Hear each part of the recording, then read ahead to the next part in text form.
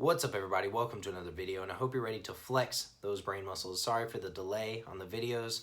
I just wanted to make sure that I started my semester off really strong, and I feel like I've done that, and hopefully y'all have done that as well.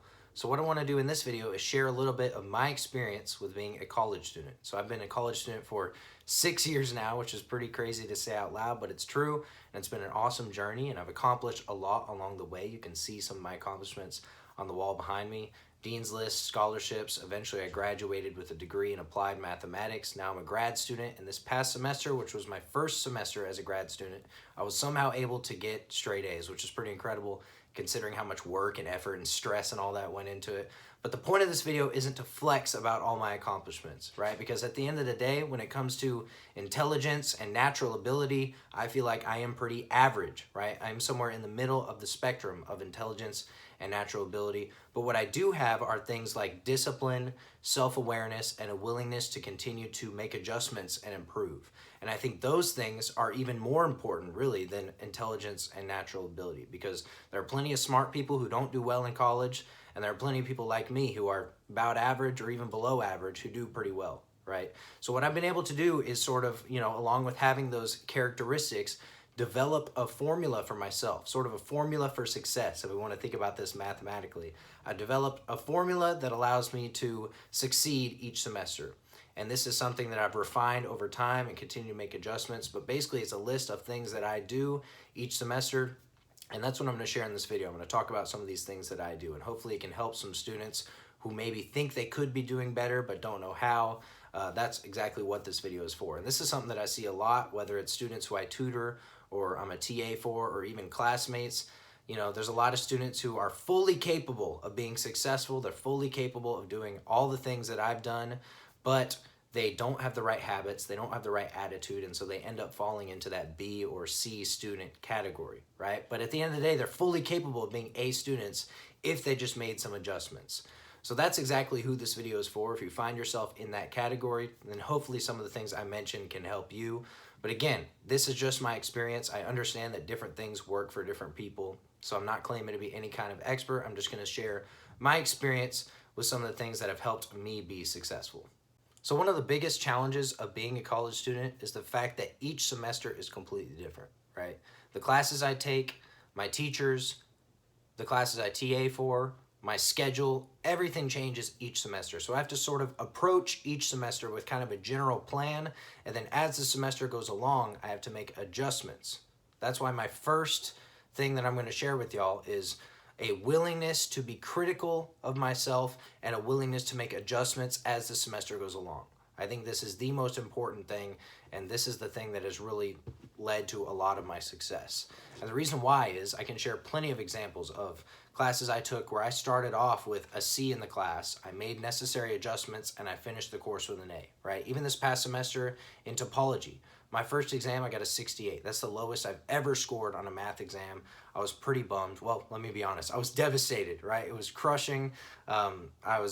But anyway, what I did was I didn't make excuses. I didn't blame anybody else. I was honest with myself, and I looked at what I had done to prepare, and I really asked myself some tough questions like, could I have spent more time on this? Could I have thought about this differently? How can I improve? And I made adjustments, right? I made adjustments, I made changes, and I continued to improve throughout the semester, and I finished the semester with an A in that course, even though I got a 68 on the first exam. And I have plenty of other examples, and in general, my first exam in any class is usually my lowest score because I haven't made those adjustments yet. I don't quite know what to expect, right? So that's why I think this is the most important thing. If I didn't make adjustments each semester, my GPA would be very low. And this is what I see a lot of students, right, that I TA for struggle with as well, is that they don't do well on the first exam and they say, well, I'll have to do better on the next one.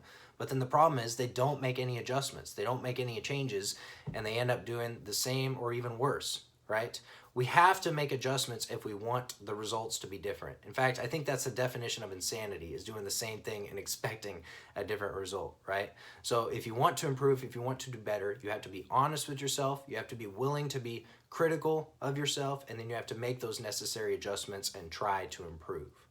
So another challenging part about being a college student is staying organized and just juggling all the different things that we have to do on a weekly basis.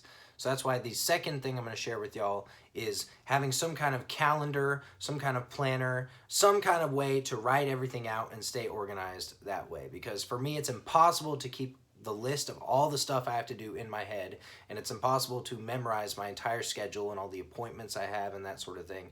So I personally use Google Calendar, and that's where all my events go. And by events, I mean like the classes I take, the classes I teach, office hours, meetings, even personal stuff like workouts, dinner with family, playing poker, whatever it is. I put everything in Google Calendar. And typically what I'll do is on Friday, I'll schedule out everything throughout that next week all the way until that next Friday. So I use Google Calendar, and that helps me stay organized with the stuff I have to do and the times I have to do it.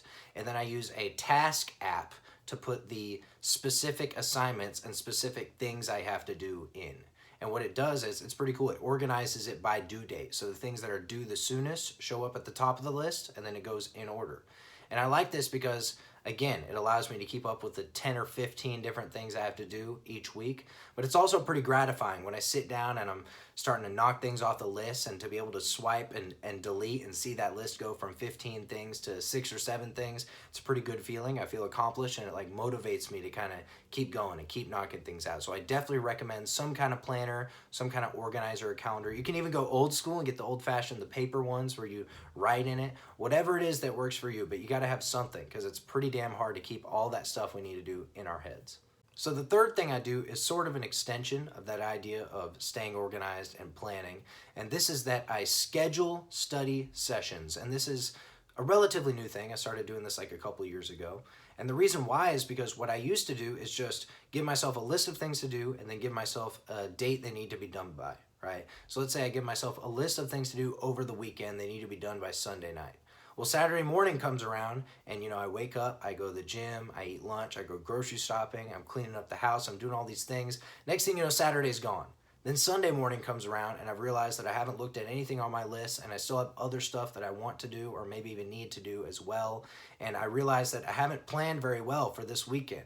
I haven't actually sat down and figured out when I'm actually gonna work on this stuff. So that's what I do now, is I will go into my calendar and I will schedule a block of time where I'm sitting down and I'm studying for that amount of time. So usually on Saturdays, I'll give myself from like noon until 5 o'clock.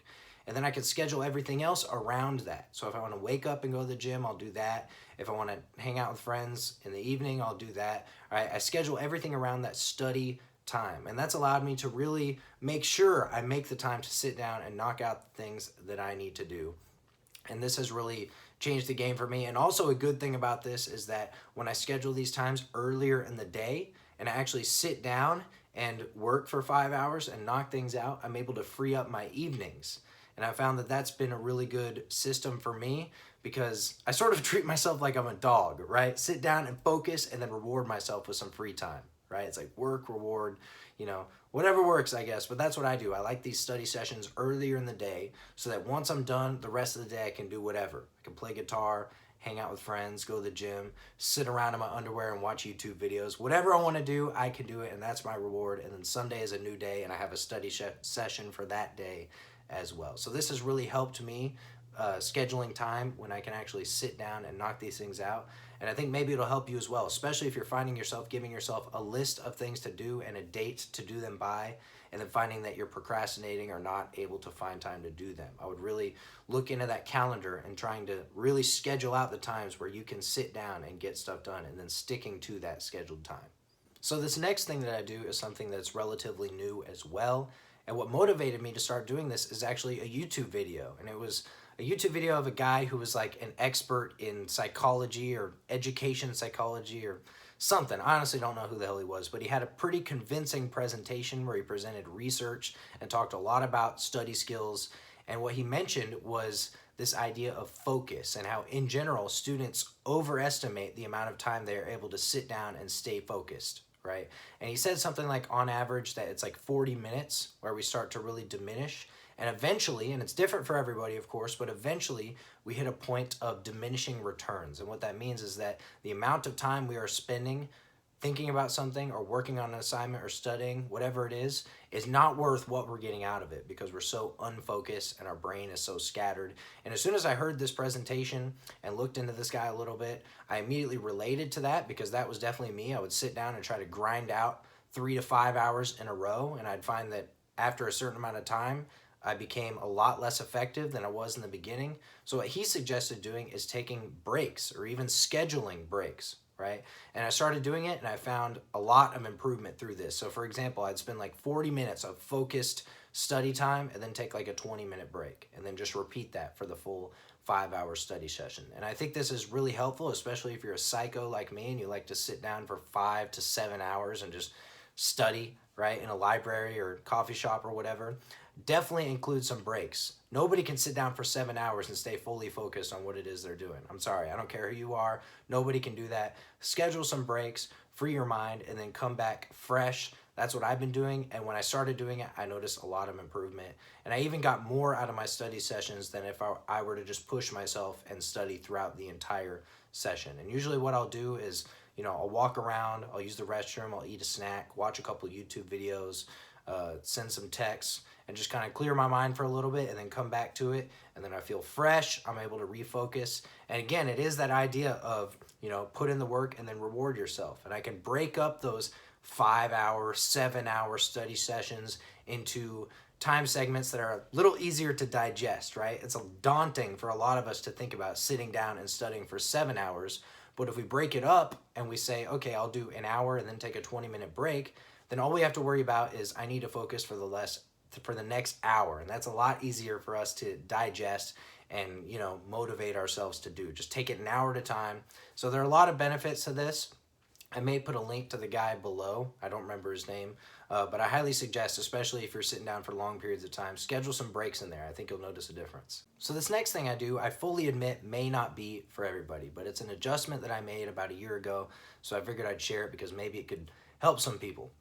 So what I've done is instead of setting completion goals, I now set time goals. And let me explain what both of these terms mean and what I mean by this. So I used to set completion goals, and that means I'd sit down for my 5-hour study session, and let's say, for example, I have 3 assignments to complete, so I just work on them in order. I work on the first one till I finish, then I go to the second one, etc. But the problem is, what I've realized through experience and time is that I am a terrible judge of how long an assignment is going to take. I may think, oh, this is going to take me like an hour and a half, 2 hours, and it takes me 4 hours to finish, right? I'm absolutely terrible at judging how long it's going to take. So what happened is I would sit down and I would give myself those 3 assignments. I'd finish the first one, and then sometimes I'd finish like half of the second one, and I haven't even looked at the third one, right?